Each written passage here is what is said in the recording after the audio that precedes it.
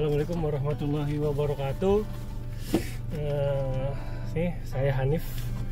Hari ini mau jemput istri. Sambil jemput istri kita bahas isu mengenai gratifikasi di lingkungan ASN. Ini juga bertepatan dengan tugas UAS yang diampu oleh Bapak Visnu, SE, MIA, PhD. Isu ini saya angkat karena sangat menarik terkait isu yang cukup rutin sebenarnya karena extraordinary crime, gratifikasi. Nah, sebelum itu saya ingin menjelaskan tentang teori gratifikasi yang disampaikan oleh Donald Krause yang menyebutkan 3 kategori, mungkin segitiga ya, triangle. Yang pertama itu kesempatan, yang kedua itu pressure atau tekanan, yang ketiga itu ialah pembenaran. Nah, kesempatan, opportunity. Jadi yang bersangkutan atau PNS ini menyadari bahwa lemahnya sistem pengendalian internal, jadi timbulnya kesempatan untuk melakukan korupsi. Jadi dia tahu auditnya lemah, auditornya tidak maksimal, jadi timbullah kesempatan untuk melakukan korupsi, gratifikasi atau sebagainya. Nah, yang kedua ialah tekanan. Tekanan atau pressure ini muncul karena adanya perintah yang memaksa mungkin dari pimpinan tertinggi atau atasannya untuk melakukan tindakan korupsi. Juga nih mungkin tekanan dari gaya hidup dia yang sudah terlanjur hedon, terlanjur berkehidupan mewah, jadi dia melakukan tindakan korupsi karena tekanan-tekanan dari internal dia sendiri. Selanjutnya pembenaran. Dalam segitiga ini pembenaran dijadikan kunci pembenaran bahwa dia melakukan gratifikasi itu atas dasar semua orang melakukannya, ini udah dianggap wajar. Kenapa gratifikasi dilakukan? Oh, dia ngelakuin kok, masa saya enggak? Dan dia menganggap pembenaran ya sudah terbudaya mungkin dari dulu. Nah, selanjutnya berdasarkan pasal 2 Undang-Undang 31 tahun 99 Junto Undang-Undang nomor 20 tahun 2001, korupsi itu apa sih? Korupsi ialah perbuatan melawan hukum dengan maksud memperkaya diri, dengan maksud memperkaya orang lain atau memperkaya kelompoknya yang mengakibatkan kerugian negara. Itu yang dinyatakan korupsi. Jadi sebenarnya jenis korupsi itu banyak. Kurang lebih dijelaskan juga ada 7 garis besar, 7 kelompok korupsi. Saya mungkin meng-highlight 3 dan saya akan mengambil 1 poin.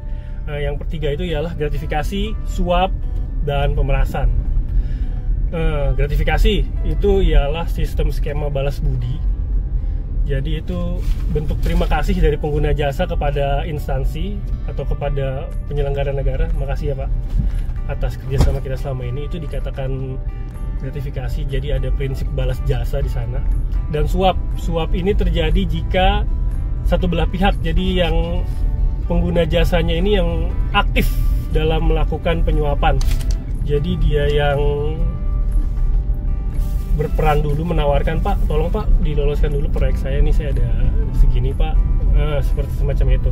Dan kalau pemerasan ini pejabat yang aktif. Di sini ada paksaan kepada pengguna layanan atau pengguna jasa. Ini termasuk penyalahgunaan wewenang, penyalahgunaan kekuasaan. Nah, saya akan menjelaskan lebih spesifik mengenai gratifikasi aja. Apa sih gratifikasi?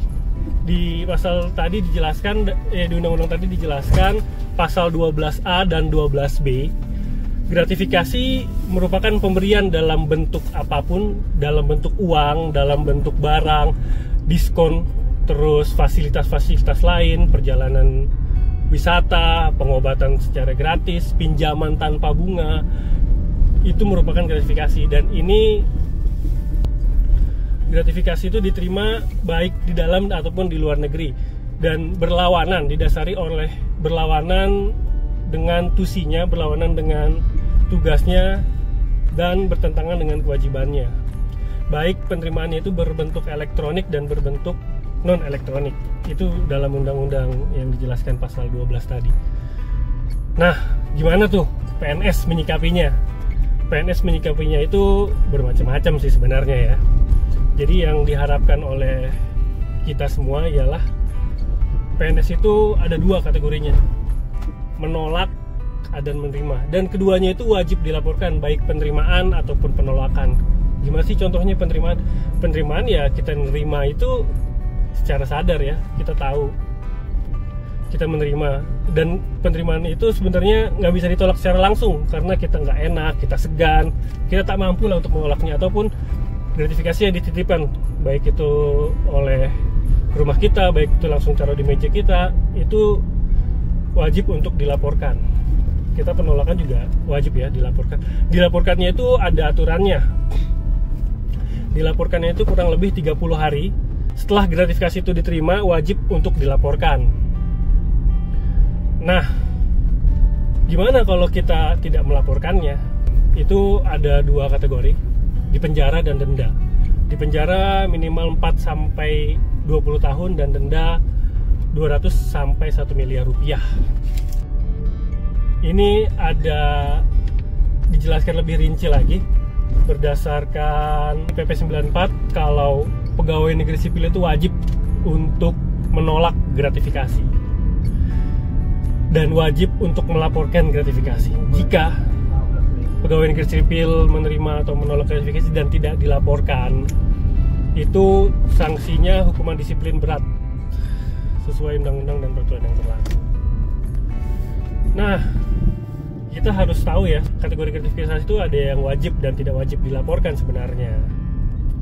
Jadi atas dasar itu, gratifikasi yang wajib dilaporkan ialah gratifikasi seluruh penerimaan yang berkaitan dengan jabatan, yang berkaitan dengan wewenang kita, berkaitan dengan tanggung jawab kita. Nah, yang tidak wajib dilaporkan lain dari itu, yang nggak wajib. Contohnya hadiah prestasi misalkan, beasiswa misalkan, atau bagi hasil dari simpan pinjam itu tidak wajib dilaporkan, atau makanan yang berlaku umum dalam kegiatan seminar atau acara itu juga nggak wajib dilaporkan, atau pemberian dari keluarga itu nggak wajib dilaporkan.